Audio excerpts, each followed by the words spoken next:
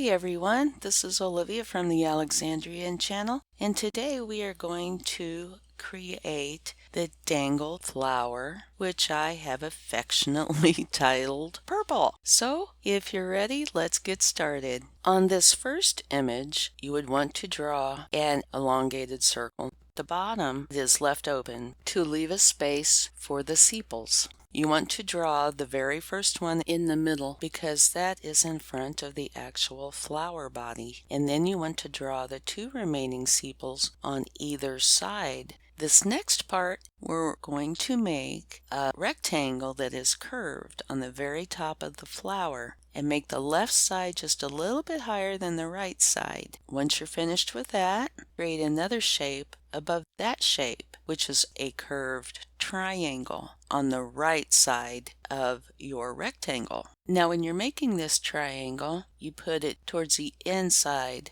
of the rectangle. If you have that done, then we'll go on to the next part, which is just a repeat of the triangle you just finished, only flipped over. It's on the opposite side of the rectangle. Now we have one done flower body. On to the stamen, and on this part draw one long line straight up the middle and end it with a little circle. That's your first stamen. The reason you draw the center stamen first is because you can use that as a reference point for drawing the remaining stamen. So after you get your first stamen drawn, then go back in. If you're on the right side of the first stamen, you want to have all your stamen kind of sway over to the right as they get closer to their tip, and vice versa. If you're putting the stamen on the left side of the center, have them kind of sway over towards the left. And as far as heights go, have that center stamen be the tallest, and the rest of them be shorter but varied in height. If I added one more thing, I would say the two outermost stamen, I would make them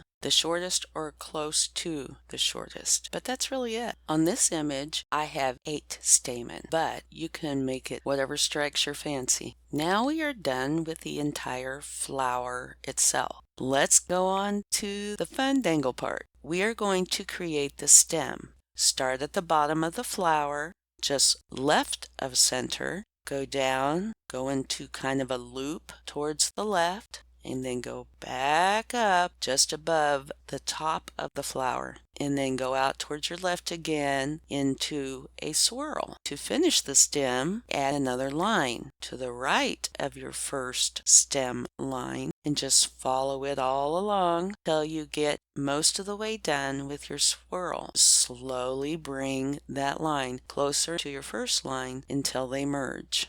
Now let's do the first leaf. Your first leaf is going to be going down. I'm so glad there's images here. It really helps.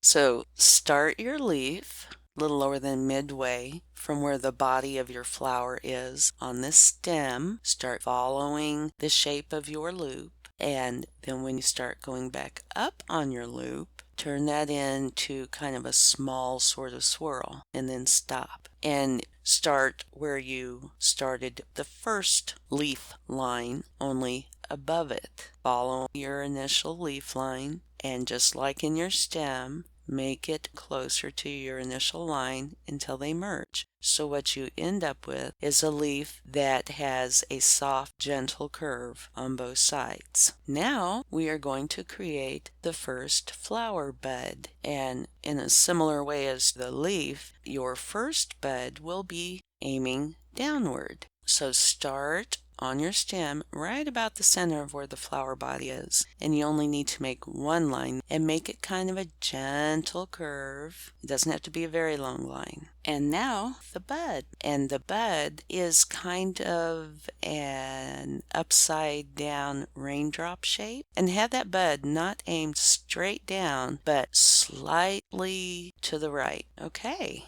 guess what? All done with the first section of the entire flower. We are now going to create the lower right hand section of this image, which is the small flower and the supporting leaves and bud.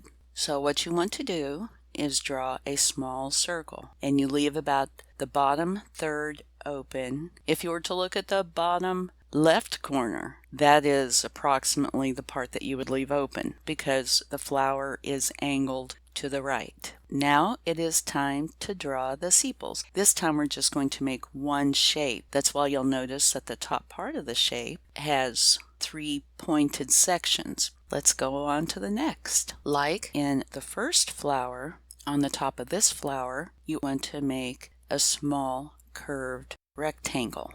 And both sides can be the same, or you can angle them like you did on the first flower. Now, time to do the stamen. You only have 3. One goes straight up the middle, and then one on either side, following a similar pattern as to the large flower. The one on the left side, angle out towards the left. The one on the right, angle it out towards the right. And now for the stem. Start with one line left from the center on the bottom of the flower and draw down at a nice smooth curve, first curving off to the left and then to the right and then towards the left, meeting the main stem. Then go back up to the right side of that line, follow the same line, only just a little bit to the right, all the way down to where it meets the main stem. Now it is attached. Next is the leaf, and the way this is created is the same way as the other leaf, only this one we're following the same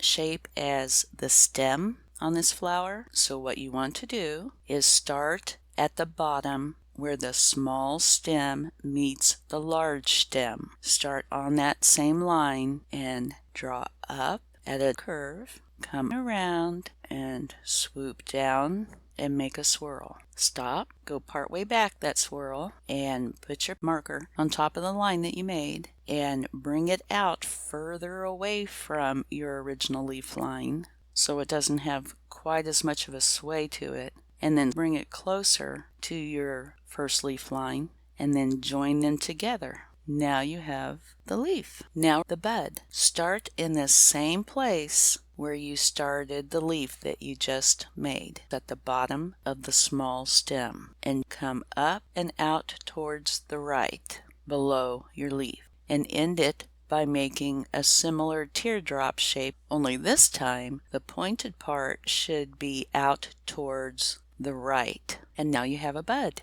And finally, the last piece is one more leaf, and you want to start it the same way that you started the bud and the first leaf. Start at the bottom, curve up to your right, go around, and this is the smallest leaf yet. Swing it around and make a curve. Stop, and then go back and follow a similar line, only a little further away. Slowly bring it closer to your first leaf line and then join them together. And now you're all done. You have one dangled flower. I would say purple, but you haven't colored it yet. Have a great day. Much love, Olivia.